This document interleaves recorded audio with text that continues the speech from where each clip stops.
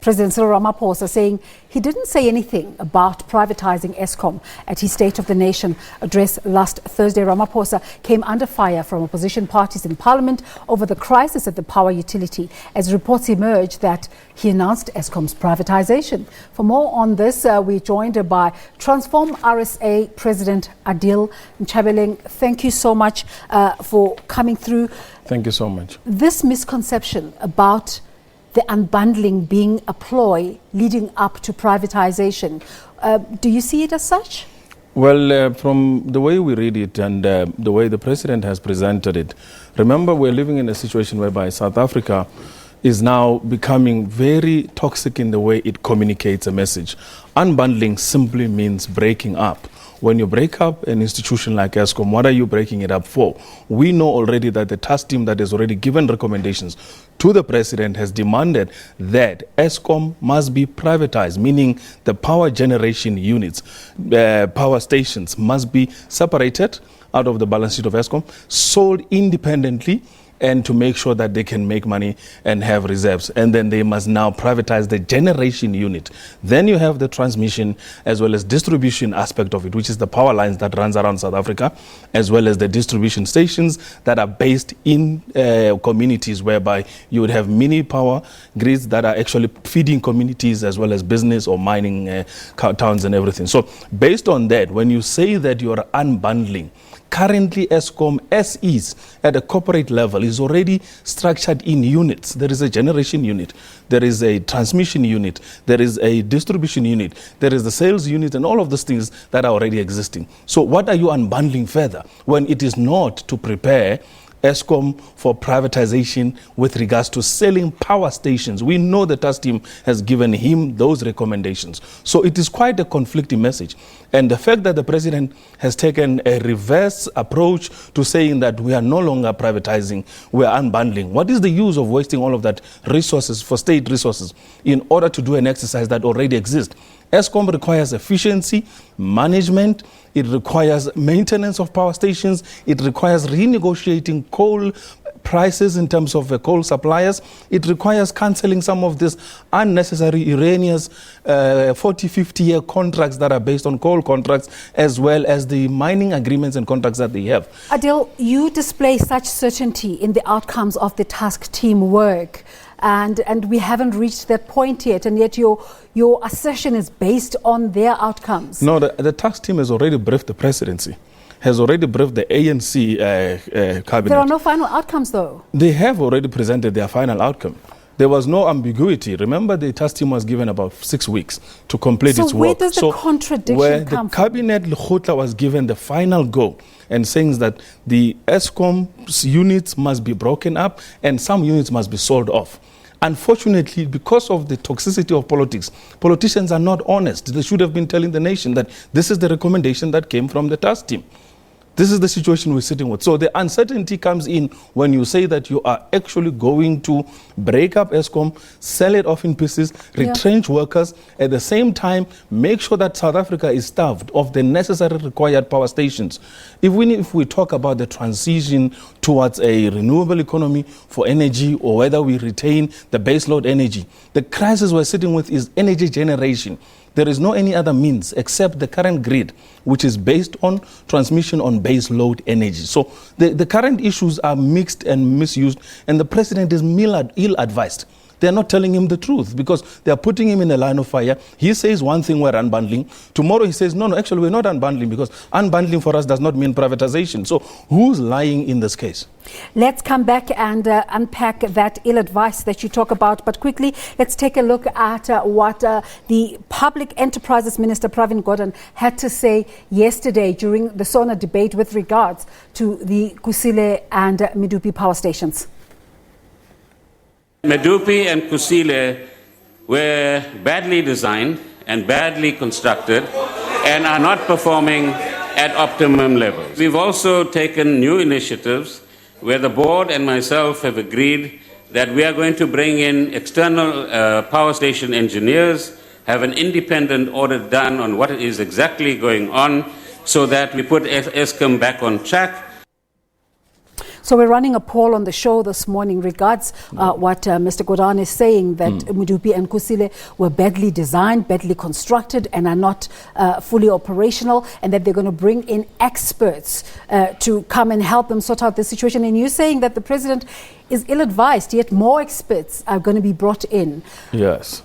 Remember What's that the use of these so-called experts? Let's go back to the design as well as appointment for EPC companies, which actually were given the task to build Medupi and Kusile.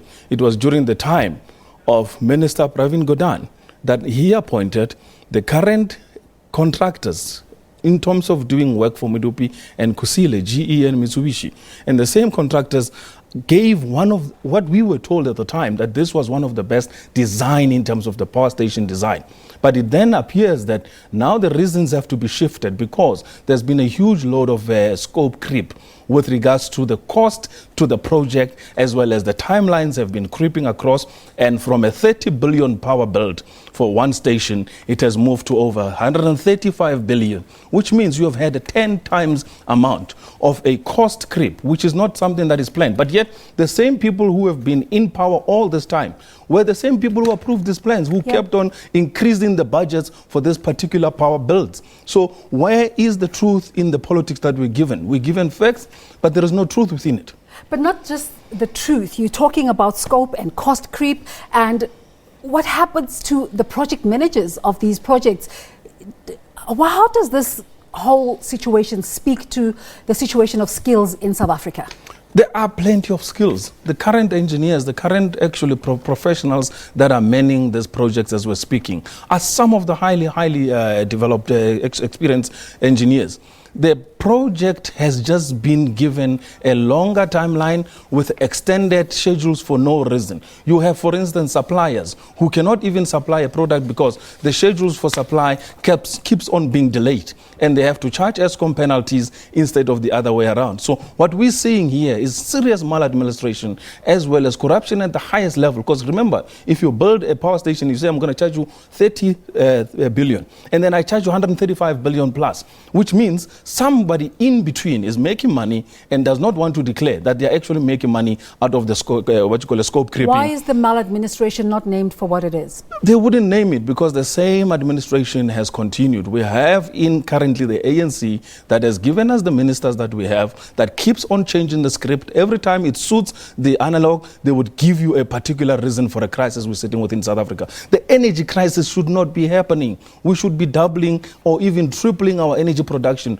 building new power stations in South Africa, cancelling off the IPPs and letting them go independent, sitting on their own, generating independent power and billing directly consumers so that there is no burden on Eskom's balance sheet. Eskom does not take money on a loss and then gives it to independent power stations to build, as well as make sure that they are not giving us the power that we require in order to power our economy. So the crisis is actually engineered because someone is making money in between this process. The gist of our conversation is that you agree with the fact that Minister Pravin's pants could be on fire.